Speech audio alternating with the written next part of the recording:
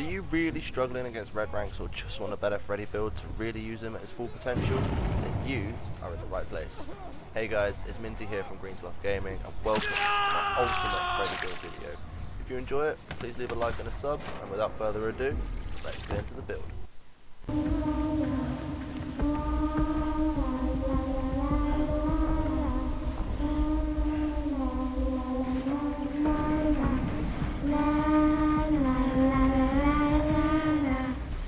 The most important part of any build is, without doubt, the perks. With that said, these are quite possibly the ultimate perks to run with Freddy. The first one is Corrupt Intervention. This is a perk I have on almost all builds at this time, as it really slows gens down at the beginning of the game. Gens are covered for 60, 90 or 120 seconds, depending on the tier of the perk, from 1 to 3. This is super helpful if you're running the fake pallet add-on, as it gives you a chance to set up some pallets while patrolling the uncovered gens. The second perk is Surveillance. Surveillance highlights all regressing generators with a white aura, rather than a red one. However, when a survivor starts working on a highlighted gen, its aura turns yellow. This allows you to either teleport, or just pretend to teleport to the gen with a survivor on, to either add pressure or get the jump on said survivor. With Freddy, this perk should speak for itself. The information it gives you is unreal, especially when you pair it with the next perk too. Speaking of the next perk, perk number 3 is the one, the only Ruin. So, while the Ruin totem is still uncleansed, generators will regress at 200% regression speed at tier 3. Now remember when Surveillance activates? Oh yeah, whenever a generator is regressing. So as soon as a survivor is forced off of a gen, its aura turns white and it also regresses at 200% speed. Then, when the gen's aura turns yellow, you can either teleport or fake teleport to said gen to keep pressure up. It is so brutal. So then the final perk, well, I kind of like to run a couple of perks as several work here. They're either Haunted Grounds, No Edge, No One Escapes Death, or Discordance. I'll go through the benefits of each so you can decide your fourth perk depending on your playstyle. So first off is Haunted Grounds. I use this as a protection perk to add 2 more hex totems to the map to decrease the chances that survivors will find Ruin. However, with that said, once one of these tokens is cleansed, all survivors suffer from the exposed status for 60 seconds in tier 3. This allows you to put them into the dying state straight away from the healthy state, so super helpful for some extra pressure. The second option for perk 4 is No-Ed. So, with No-Ed, it only activates at the end of the game, and only if one uncleansed totem remains on the match. Now, this gives you a bit of room to perhaps have a bit of a long chase with a survivor, because if all gems are done, and like I say, a totem remains uncleansed, then all survivors left alive will suffer from the exposed effect, whilst you also get a 4% haste bonus, meaning that pesky survivor you've been chasing after for maybe a little bit longer than you should have done, he's going to get what's coming to him.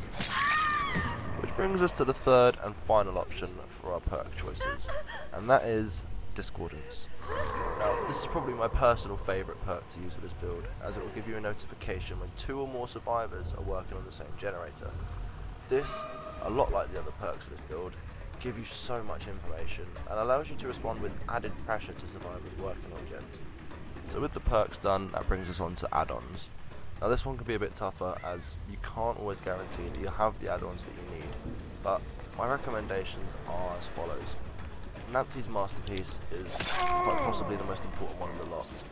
It's a rare add-on that speeds up your power recovery rate for all survivors asleep. So this means that the more survivors asleep, the quicker your power recovers, which also means more chances to teleport or just fake teleport to gens a lot more often, keeping that pressure right up on those survivors. If you don't have access to Nancy's Masterpiece, then you could always use Nancy's Sketch as well, which is the yellow add-on for this. It also slightly increases power recovery rate for all survivors asleep.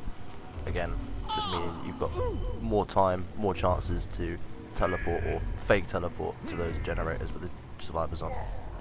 Now the second add-on I use, because I absolutely love using it, is Freddy's Fake Pallets, and 9 times out of 10 I've got this on all of my Freddy builds.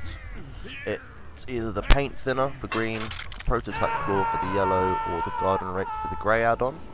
Now, these replace Freddy's blood pools with fake pallets that you can set up in various locations around the map, including in the place of already used pallets, giving you safe loot to push survivors towards. And let me tell you, there's nothing more satisfying in this game than a survivor relying on a pallet that you know full well is fake. It's also worth noting that when survivors interact with the dream pallets, they reveal their aura to you for 2, 4 or 6 seconds, depending on which colour add-on it is you're using. This gives you more information and a better ability to be able to mind game them when they're relying on these pallets and the loops that you set them up in. So finally, that brings us to offerings. Now, I don't think it really matters what offering you bring in. Personally, I prefer to use things like map offerings, primarily to make sure I can have maps that I know for a fact that I have exceptional pressure on. Maps like Hawkins from Stranger Things, or Gideon Meatplant from Saw, that kind of thing. The other thing that I usually use for offerings is probably something to give me just a few extra blood points, help me unlock some perks on some other characters. So really, it's just down to how you're feeling. I mean, if you've had some real tough games, hell, throw a Mori on, give yourself some breathing room in the next game. So then guys, that brings us to the end. That is my ultimate Freddy build. Hopefully it's going to help you guys have more fun and get a few more kills when you're playing Freddy. If this guide does help, then please don't forget to leave a like and a sub, and tell me what you think of this Freddy build. If there's any other builds that you'd like to see me do, please let me know down in the comments. And until next time guys, good luck in the fog. Peace.